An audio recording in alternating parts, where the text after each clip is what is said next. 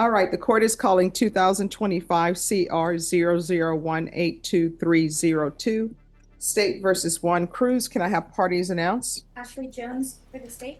Christine Brown on behalf of Juan Cruz.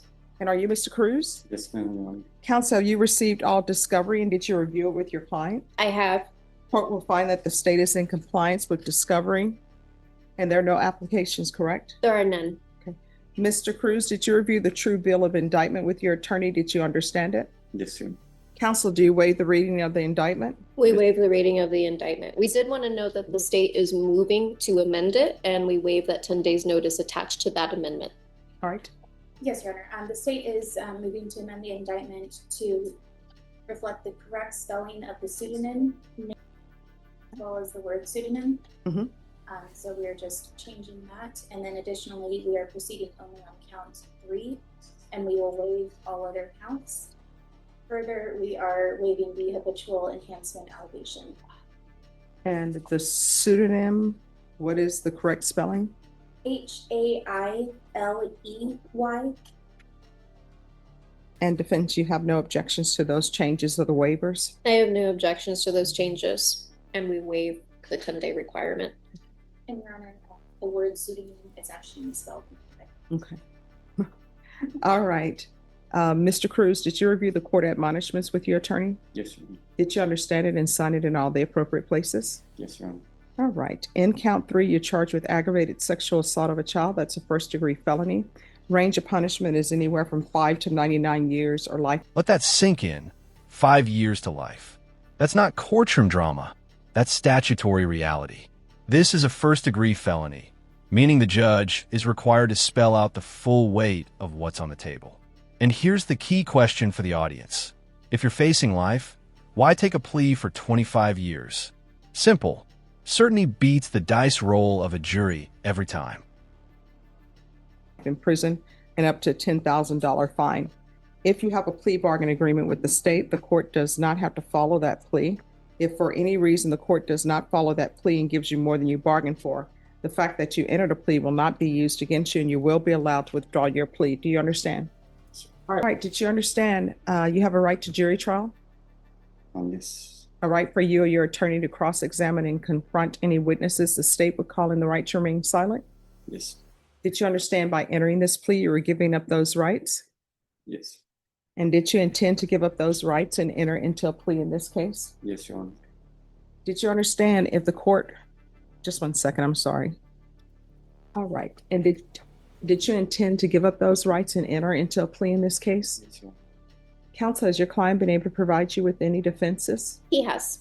Do you believe he has a rational as well as a factual understanding of the charges against him? I believe he does. Do you believe he's currently competent and was legally sane at the time of the offense? Yes. Sir, has anyone threatened you, coerced you, or placed you in fear to get you to enter the plea? No, Your Honor. Anyone promised you anything other than the plea? No.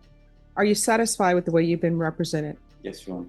Did you understand if you're not a United States citizen, by entering into this plea, you can be deported, denied naturalization, or the right to re-entry into the United States? Yes.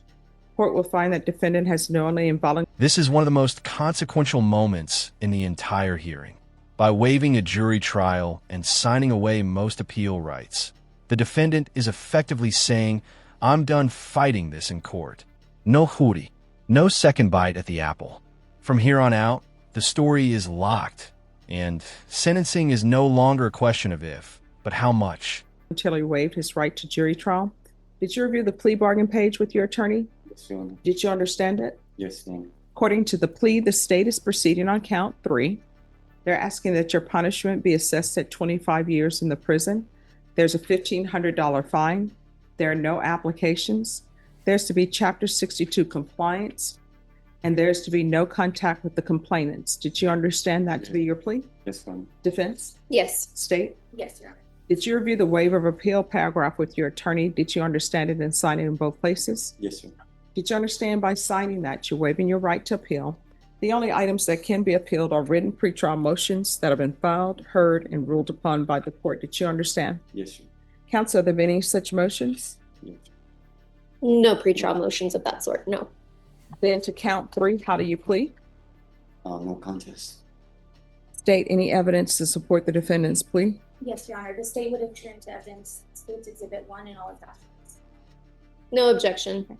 Did you review the waiver and consent to stipulations with your attorney? Did you understand it and sign it in all the appropriate places? Yes, Your Honor. Again, did you understand you have a right to jury trial, a right for you or your attorney to cross-examine and confront any witnesses the state would call in the right to remain silent? Yes, Your Honor.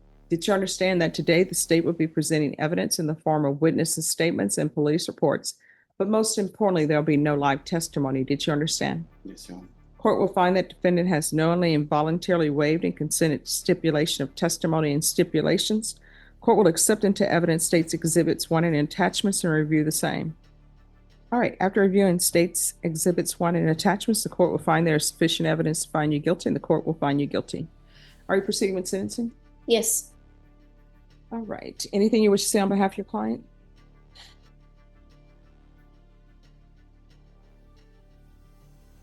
Yes. Yes. And so the defendant, my client, does understand the ramifications of the charges involved. It was very difficult in terms of assessing what was at stake here. We have entered a plea to avoid the inherent risks of trial. The client, we are just asking that the state follow this. That the court honors this agreement. This has been the result of numerous meetings with the state, going over the evidence, and the state has conferred with the mother of the child, and this is a conclusion that everyone is in agreement with. That is correct, Your Honor. We ask for prior agreement in case. Anything you want to say? Just want to say that I'm sorry for everything. Notice what just happened. The judge asked a simple question, why? And everything unraveled. This isn't remorse. This is avoidance. Judges listen for accountability, not vagueness. When someone can't articulate responsibility in plain language, it sends a loud signal. They're sorry for the consequences, not the conduct. And judges hear that difference instantly.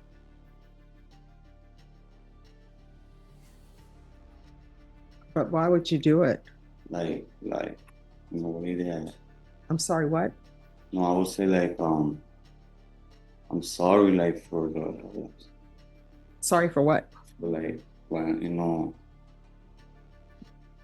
with the pain that I for her and everybody, the not being a better husband to her, to my children. Well, I mean, according to the stipulations, you're the boyfriend. You're not a husband. Or boyfriend, yeah. So how long did you know them before you moved into the home? Like about 2 months. So you knew the mother for 2 months before you were moved into the home? Somewhere around about 2 months. Right. And how long after you moved in the home that you were allowed to spend overnights with just you and the complainant? How long? Yes. So you move into the home within 2 months. Because I would work at night. I'll come home. I'll work night shifts, and 11 o'clock, 12 o'clock. Well, they're saying this happened overnight. Yeah. If I may interject, just regarding the facts of the case, since we're discussing this, my client had been on parole at the time these allegations were made. There was a parole hearing at which the mother of the child had testified, and during that hearing, she had stated that. Oh, okay, but I want to hear this. She had. I understand it's hearsay, but I want to hear. Yes. And so this is what I had pointed out to the state when we were coming to this conclusion, this proposed amount. The mother was relying on him routinely throughout the course of their relationship to watch the children because she worked nights. She works as a housekeeper at the Metropolitan Methodist, the hospital on McCullough.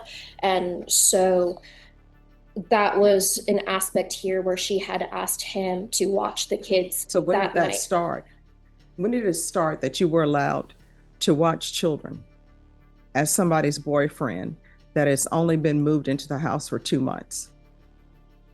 Like for me to watch over, like that was my girlfriend. We've been living like we got the house together. I'm the one that got the house, and we How did you meet her? through Facebook.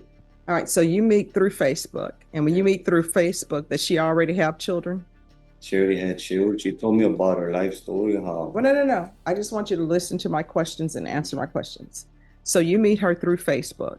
yes, ma'am. She tells you she has children. She didn't tell me at the beginning, Okay. not till afterwards that we started talking. All right. And so Started- when you met her through Facebook, Yeah. did you already have prison history, or did the prison come after you met her? No, I already had her And so what did you go to prison for? for burglary. All right. So Never had no. did you tell her you'd been to prison for burglary? Yeah, because So- her ex. So you tell her, you meet her on Facebook. She has underage children, and you tell her that you've been to prison for burglary. Yeah, I told her. And then she says, great, you guys move in together. Yeah, Okay, You want me to Yes, say, ma'am. ask the defendant some questions? sure. I mean, he gave it the right to remain silent. Mr. Cruz, isn't it true that you knew the child's mother for 9.5 months before you guys moved in together? Does that sound more correct? Yeah, like man, pretty much something like yeah. And isn't it true that she had her father living in that home as well? Yes, And isn't it also true that you guys met through friends and not on Facebook? Would that be more correct? then like Facebook, because she knew my sister and all So you guys knew Yes, each of other course, yeah. from people, not something that you met online. that. Yeah, so No further questions. All right, anything else? If I can briefly Yes. ask him, and was it your understanding that there were past allegations made against another family member in the house by the same child regarding sex abuse? Questions relevant. Overruled. yeah, her ex-boyfriend. All right. Oh, her son. The son, would that be the Yeah, that Jay. brother? They had brothers. She had said that her son had did something to her own son. And then what was the outcome of that allegation? Nothing about it. I always told her this one. She didn't want to go.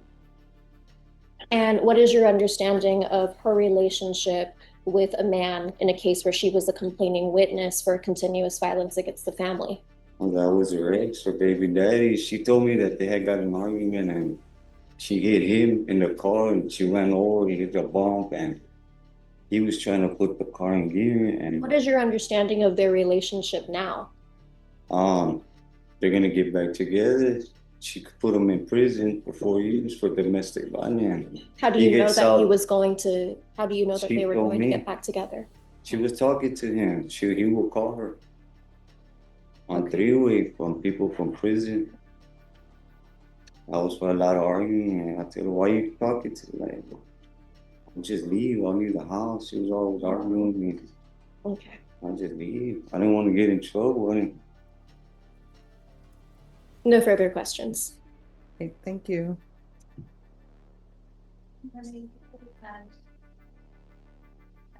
Redirect, or I guess cross. Sure.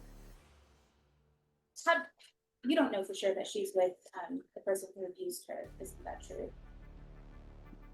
Why? I mean, she was talking to him through the phone.